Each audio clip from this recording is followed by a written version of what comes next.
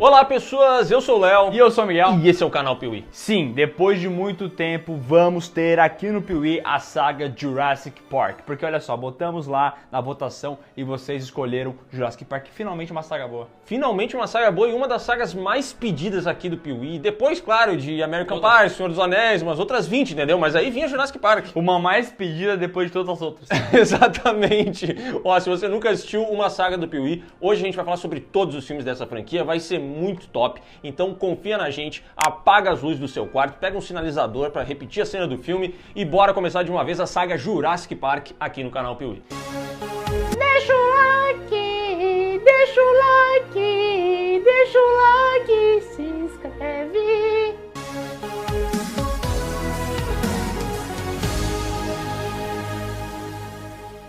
Léo, eu gosto de filmes de terror. Tem no Telecine. Quer dizer, eu gosto de filme de ação. Tem no Telecine. Mas na moral mesmo eu queria ver comédia. Mas tem lá no Telecine também. E romance? Tem no Telecine. Quem não tem no Telecine? Você que tá assistindo. Isso mesmo, o Telecine é o cinema na sua casa. Lá tem muito filme, tem mais de 2.000 filmes de todos os gêneros. E daí você fala, gosto de lançamento? Tem lançamento. Eu gosto de filme velho? Tem filme velho. Eu gosto de filme ruim? Tem filme ruim. Eu gosto de filme bom? Tem filme bom, tem tudo. Tudo isso? E uma coisa muito da hora é que lá no Telecine você encontra a Cinelist do canal Piuí. Então assim, cara, é muito comum a gente receber pedidos de indicações de filmes. A nossa Cinelist lá no Telecine tem várias recomendações nossas e ela é atualizada frequentemente. Então toda vez que você entrar no Telecine, você também tá entrando um pouquinho no Piuí. A gente fica muito feliz com isso. Que lindo, cara! É que o Telecine, além de ser o cinema na sua casa, também é tipo a nossa casa, entendeu? Não. Porque a gente tá lá dentro. Entendi. É meio burro. Tu é inteligente. Obrigado. Não, cara, obrigado você. Mas sabe quem é inteligente mesmo? Quem entrar agora mesmo aqui no link na descrição, porque vai ganhar 60 dias de graça para poder testar o aplicativo do Telecine. Cara, em 60 dias você pode usar e abusar do streaming do Telecine, pode usar o aplicativo no celular, no computador, na TV, dá pra aproveitar muita coisa, dá pra assistir muito filme e o melhor, é tudo sem compromisso. Então não perca tempo, acesse agora mesmo o link que tá aqui na descrição que você vai testar e aprovar o streaming do Telecine. Telecine, come to Brasil! Já tá no Brasil, é brasileiro. Steven Spielberg é um ser abençoado. Lá em 1989, o diretor teve a oportunidade de conversar com Michael Crichton, um romancista que nessa época estava com um livro prestes a ser lançado. Lanchado. Ele tava com uma fome, brother. Ele falou assim, Eu vou comer! eu tô com tanta fome que eu como um livro. Também tô cagado de fome. Jurassic Park estava prestes a ser lançado. Michael Crichton comentou sobre o livro com o Steven Spielberg e aí esse cidadão visionário olhou essa ideia e pensou assim, cara, isso aqui daria um filme perfeito. E foi então que ele chegou para a Universal e falou o seguinte, galera, eu quero os direitos disso. Ponto final. Simples assim. E, velho, foi uma briga desgraçada. E quando o Steven Spielberg tem uma ideia, cara, ninguém pode tirar a ideia da cabeça dele. Teve vários outros estúdios que tentaram comprar. A Fox, Columbia, Warner, todo mundo entrou nessa disputa. Mas, cara, tava na cabeça do Steven Spielberg que era ele que ia trazer isso pras telas. O que é bem bizarro, até porque o livro não tinha nem sido lançado ainda. Só que, cara, ele tinha a ideia, ele tava com isso na cabeça e ele ia fazer de tudo pra lançar. E ainda bem que ele fez isso. Porque se teve uma coisa que o Jurassic Park fez, é dinheiro pra caramba. Jurassic Park foi lançado em 1993 com direção de Steven Spielberg e roteiro do próprio Michael Crichton, o autor do livro, e de David Koepp, o mesmo cara responsável pelos roteiros de Missão Impossível e do Miranha de 2002.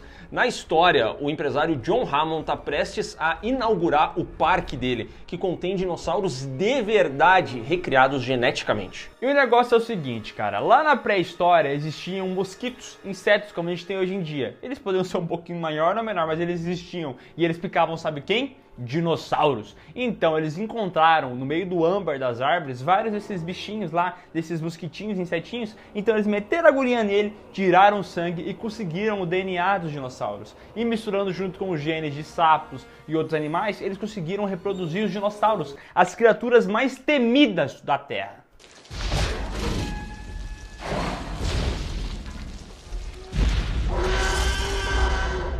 A treta é que antes do parque ser inaugurado, um dos funcionários é assassinado por um dinossauro. Peraí, assassinado ou morto? Que assassinado parece que ele fez na maldade, né? Eu acho que ele fez a maldade. Eu não sei. É que eu não sei qual foi o dinossauro que matou ele, entendeu? Mas foi um Velociraptor, foi na maldade. Foi na maldade. Agora se for um brontossauro, aí só pisou em cima. Sem querer. Sem querer, tava andando e pisou. Entendi. Desculpe!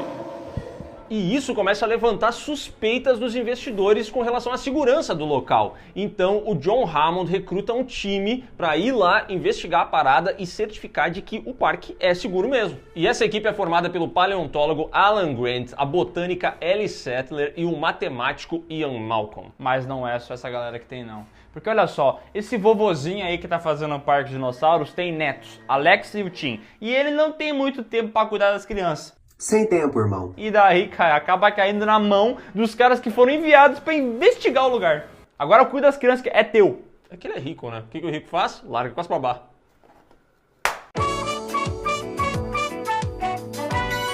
Eu faria o mesmo. Eu também. Cara, esse filme é genial. Eu amo esse filme e ele já começa épico sem precisar mostrar os dinossauros. No momento que eles falam sobre a ilha e o helicóptero passa e começa a trilha sonora do John Williams, cara, é de arrepiar. Eu tô me arrepiando só de lembrar, velho, porque esse filme aqui é mágico. There it is.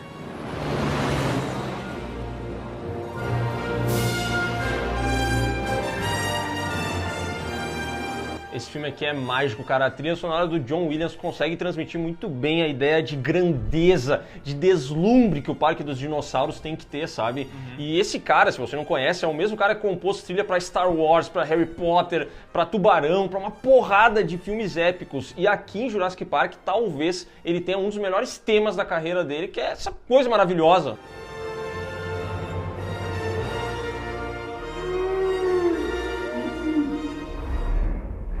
O que ninguém sabia é que o programador que trabalhava nesse parque, um gordinho chamado Dennis Nedry, era um baita do merdeiro e queria vender os genes dos dinossauros pra fazer um dinheirinho, tá ligado? Porque ele achava que ele era mal pago. Então ele falou assim, vou roubar, encher meu bolso aqui, porque o pessoal vai estar tudo preocupado em fazer essa visita ao parque e ninguém vai me ver. O que vocês têm? Ladrão! E aí, durante uma grande tempestade, aproveitando a distração desse tour, o Dennis vai lá, desliga alguns sistemas de segurança do parque para ele poder ir roubar os genes e levar embora. A treta é que quando ele desliga esses sistemas, várias coisas param de funcionar. Então, os carros elétricos que estão sendo usados pelo Alan e pelas crianças, eles param.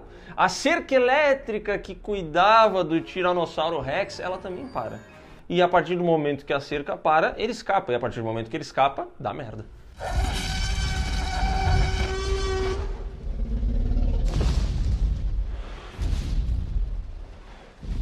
A gente tá fudido! O que mais me impressiona nesse filme aqui é que tudo nele é bem feito. Todos os aspectos que você pensar são bons. Bravo! Bravo! E quando a gente fala de efeitos práticos e efeitos especiais no geral, cara, é simplesmente épico o que eles fizeram. Porque a gente não falou, mas no início do filme apresenta em um momento os dinossauros em CGI. Só que, cara, 1993, o CGI tava engatinhando e mesmo assim os caras conseguem entregar uma parada que tu olhando hoje em dia, tu sabe que não é real e tal, porque se tu olhar bem, tu consegue analisar. Mas é tão bem feito, é tão bem cuidado, por exemplo, eu vou botar a câmera aqui pra não revelar tanto, entendeu? E quando aparece os animatrônicos do Stan Winston, cara, aí eu quase choro de alegria.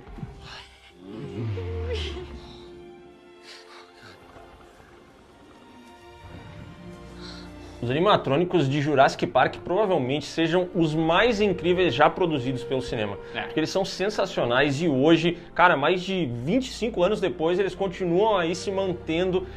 Tudo é perfeito, o movimento é perfeito, a textura da pele, a sujeira, em alguns momentos que eles sujaram o animal para mostrar que ele estava no meio da terra e tal. Cara, é um cuidado absurdo e é tudo muito grandioso, assim, o Tiranossauro, ele tinha mais de 7 metros de comprimento, mais de sei lá quantos metros de altura, pesava mais de 4 toneladas, tipo assim, era um trabalho absurdo para poder produzir um filme, sabe? Coisa que hoje costuma ser substituída por um fundo verde. E tudo bem, faz parte da evolução, de economizar e tal, mas é incrível ver o que esses caras fizeram nesses filmes.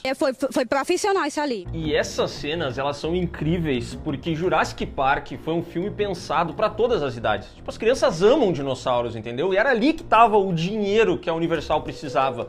Só que, cara, o Steven Spielberg consegue pegar um filme livre, que é pra todas as idades, e transformar ele num thriller incrível, velho, porque ele consegue construir horror como ele fazia em Tubarão, entendeu? Ele não precisa mostrar o dinossauro estraçalhando as pessoas pra gente ter medo, porque ele usa um horror sugestionado.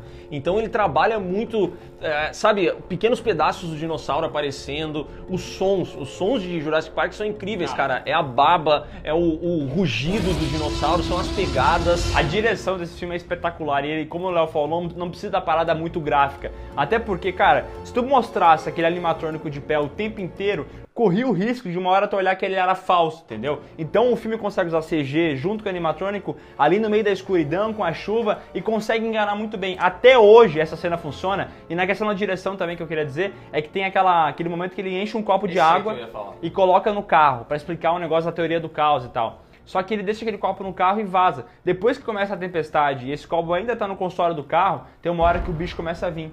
E o som começa a aumentar das pegadas daquele tiranossauro. E a água vai tremendo. Então ele constrói a tensão com um objeto simples, que é um copo de água. O cara é um gênio. Sim, ele consegue mostrar pra gente que o dinossauro é enorme, que ele é muito pesado, que ele é um monstro, sem precisar literalmente mostrar o dinossauro pisando em cima de alguém, entendeu? Keep absolutely still. This vision's based on movement. Com essa tempestade absurda e um monte de dinossauros à solta, o perigo começa a rondar todo mundo, incluindo o gordinho merdeiro programador, que vai lá, rouba os genes dos dinossauros, mas quando ele tá escapando para levar para a empresa rival da InGen, que é a empresa que construiu os dinossauros ali, ele acaba sendo encontrado por um dinossauro que... Sabe qual é o tipo de dinossauro aquele? Não, mas é um dinossauro que abre a carinha e faz...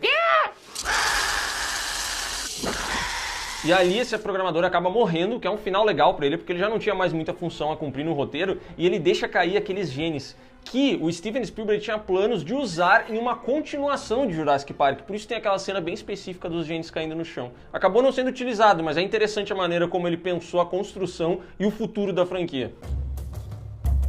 Sabendo da morte do gordinho, o velho Hammond pensa, como é que nós vamos voltar com essa parada daqui? Como é que vamos religar o sistema? Então ele conversa junto com o personagem aleatório Samuel Jackson, e ele, junto com aquela doutora Sattler, falam o seguinte, é muito simples, vamos reiniciar o sistema, desligar e ligar de novo. Que nem quando a mãe da gente bota num lugar da TV, ela não sabe sair, daí ela desliga e liga. É tipo quando a tua internet cai, tu não sabe o que fazer, tu liga lá pro atendente, ele fala, já tentou reiniciar o modem?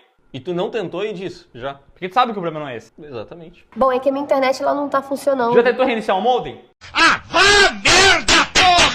A treta é que a parada não tá ligando de novo e eles precisam ir até um abrigo que fica muito longe lá no parque. E enquanto isso, o Dr. Grant e as crianças ficam correndo de dinossauro pra tudo que é lado e eles descobrem que os dinossauros estão se procriando. Porque quando a InGen recriou os dinossauros, eles pensaram assim, cara, vamos fazer só fêmea, que é pra eles não se procriarem, entendeu? Pra não fugir do nosso controle. Só que ocorreu um imprevisto nessa mistura com o DNA de sapos e a coisa acabou saindo fora do controle. Então o Dr. Grant percebe que eles estão sim se procriando.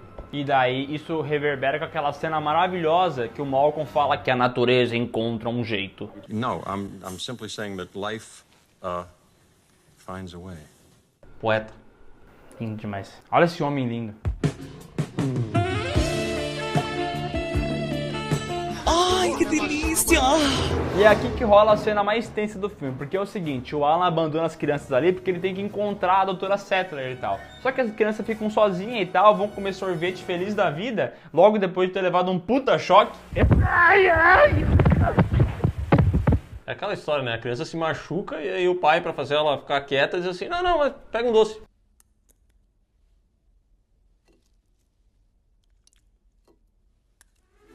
E eles estão lá comendo docinho e tal. Só que daqui a pouco eles olham e falam, mas aquela sombra ali? Isso parece um dinossauro, né? E era. Cara, vem um bando de Velociraptor atrás deles, eles têm que fugir. E essa cena é maravilhosa, porque eles estão numa cozinha tentando se esconder. Parece aqueles games que tem a fase stealth, sabe? Tem que ficar se escondendo e tal. E, mano, dá muito medo desses bichos. E mais uma vez eles conseguem misturar muito bem o CGI com o efeito prático. E a construção da tensão nessa cena é sensacional, porque eles não podem fazer barulho, eles vão, sabe, andando. A gente percebe a comunicação dos Velociraptors entre si, seja com a pata, seja gritando, ovo, ovo.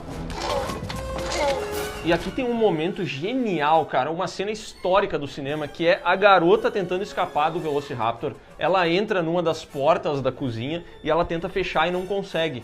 E é nesse momento que o Velociraptor vai correndo em direção a ela, só que ele dá de cabeça em uma outra parte do móvel porque é tudo espelhado.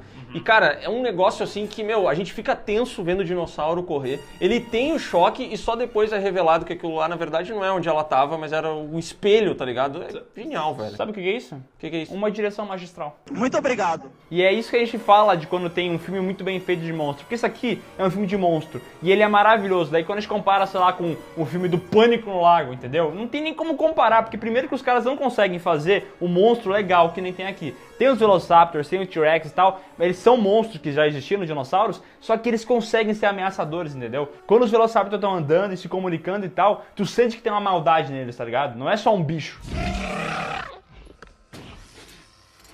Escroto, raça ruim, ardiloso, filho da puta. As crianças conseguem trancar os Velociraptors e saem correndo que nem doido, velho. Eles encontram toda a galera lá no final do filme e vão religar a energia pra finalmente conseguir escapar daquela treta toda. Só que acontece o seguinte, velho, os Velociraptors não param, eles continuam perseguindo essa galera. E quando eles vão dar cabo, vão acabar com todo mundo, aparece um tiranossauro comendo todos os Velociraptors e, nossa, tá com os araios.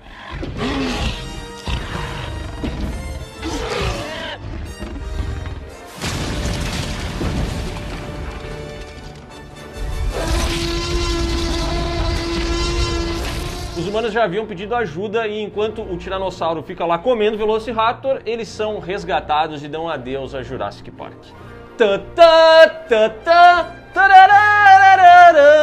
E toca essa música. Sentiu a magia? Meu Deus.